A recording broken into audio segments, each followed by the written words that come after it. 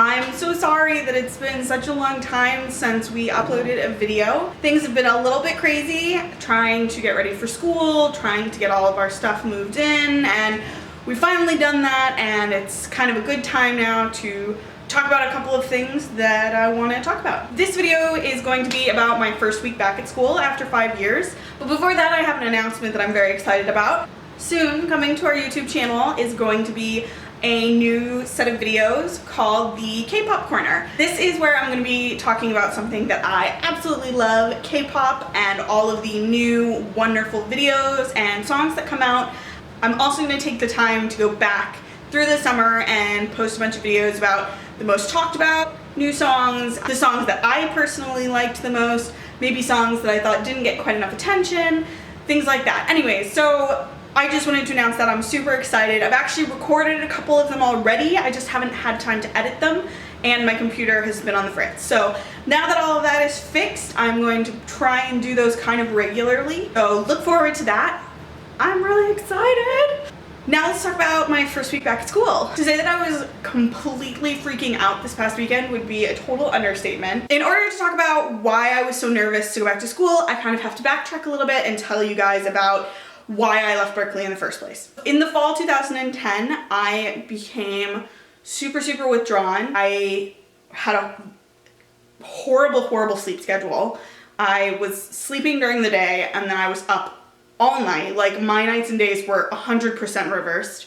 I stopped going to classes. The few friends that I did have, I kind of stopped hanging out with, and I just became like a shut-in in my apartment in Boston. Whether I recognized it as such at the time, I had become really depressed, and it's something I think it had really been building up since my freshman year.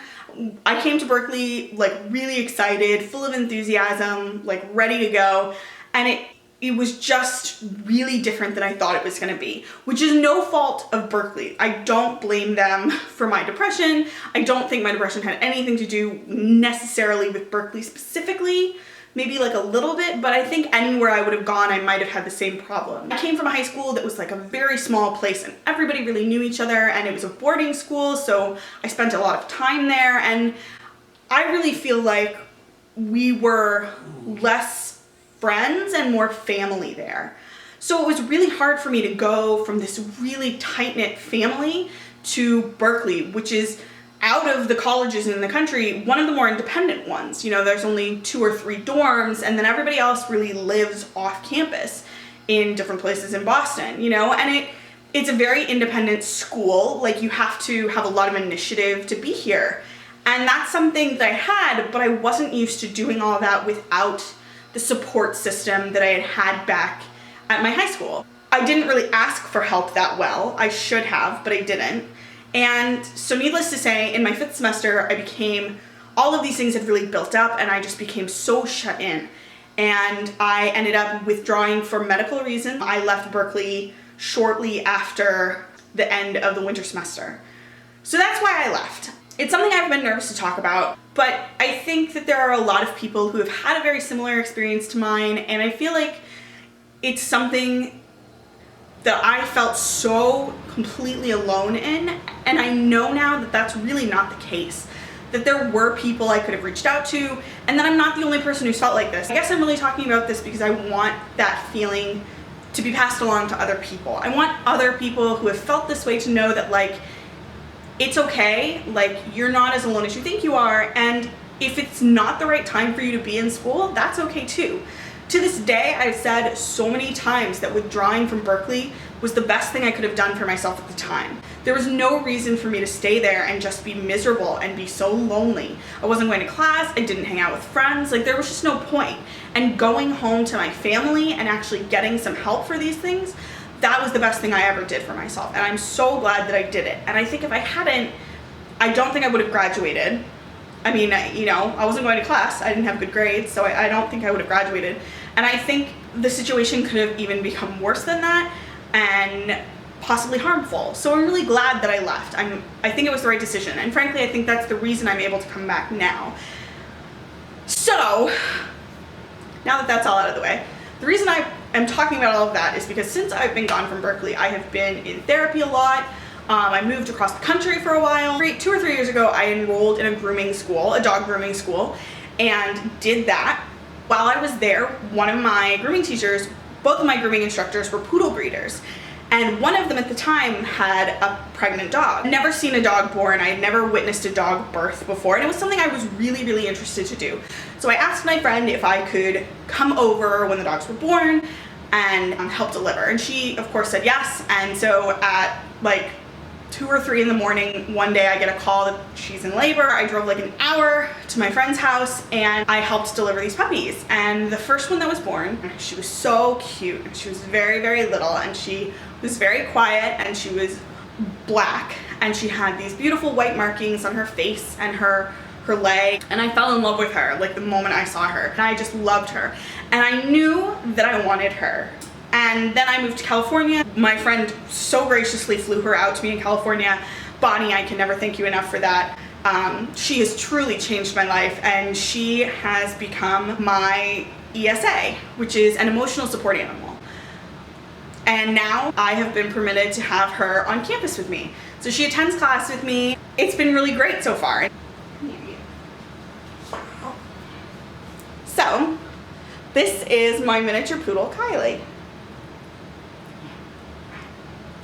I know, you were sleeping and I woke you up, I'm sorry. So she comes to class with me, she rides the bus with me in the morning, and she has just been an incredible help in getting me back to school this year. So I want to talk a little bit about why I'm bringing her with me, kind of what the functions of an ESA are and what the differences are between an ESA and a service animal. So let's do that, huh? I'll let you go back to sleep. Let's start with what an ESA is. An ESA is an emotional support animal. They are a separate thing from service animals. Basically, they're an animal that brings comfort to somebody. They're like a constant companion. A lot of people with depression or anxiety have ESA companion animals. The real difference between an ESA and a service animal is that while a service animal is trained to do specific tasks that the person who has them can't do, an ESA is not necessarily trained that way. Consequently, there is quite a stigma attached to having an ESA. More than that, there's actually a ton of service animal fraud in the country, which is pretty awful when you consider that there are so many people who genuinely need service animals, and service animal fraud really kind of makes them look bad, and it paints a negative picture. It's really unfortunate that people do that. There are a ton of people who use ESAs to kind of accomplish this service animal fraud, which is why a lot of people really look down on people with ESAs. There is, however, a big difference between people who are just bringing their animals everywhere and people who genuinely need an emotional support animal with them. Even though you don't really have to have your ESA trained to do specific tasks to help you, Kylie is. I have her with me because I have really, really bad anxiety and really, really bad stress, and I can have really bad panic attacks. For me, in the case of a panic attack, she's trained to jump up on my lap, put her paws on my chest, which puts pressure on my chest so that if I'm hyperventilating, it kind of helps to slow that down, and to lick my face, which may seem like a really trivial thing that all dogs do, but the reason she's doing that is because it helps to kind of snap me out of whatever I'm freaking out about. It helps to just calm me down and bring me back to where I need to be. Beyond that, just having her with me all the time, if I'm in a stressful situation and I'm petting her, it's just something to kind of ground my mind, and it keeps me much more centered and much less likely to just freak out and feel like I don't have anything to kind of calm me down. Going to classes with her has been great. Go into class, she sits with me, she sits on my lap. A lot of the time she'll kind of sleep and then she'll kind of check in with me. She's very quiet, you know, she's in no way disruptive. You know, I have had a number of people come up to me and ask kind of what she is and why she's there and what her purpose is, and I really appreciate people asking me because it gives me a chance to kind of tell them what's going on with me, and it is a way to start a conversation, which for me was something that was much harder when I was there last time. I was so stressed about every conversation, about every interaction with every person, that I just couldn't really let myself go that easy. And with her here, it is so much easier. And I love that people want to know. I love that people are genuinely curious as to what an ESA is. So It's been a really good couple of days with her.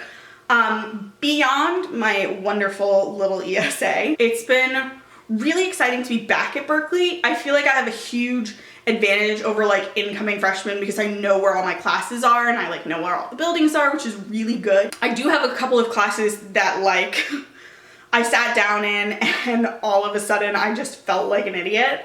Like I was so amazed at just how much of this knowledge I have lost since leaving Berklee.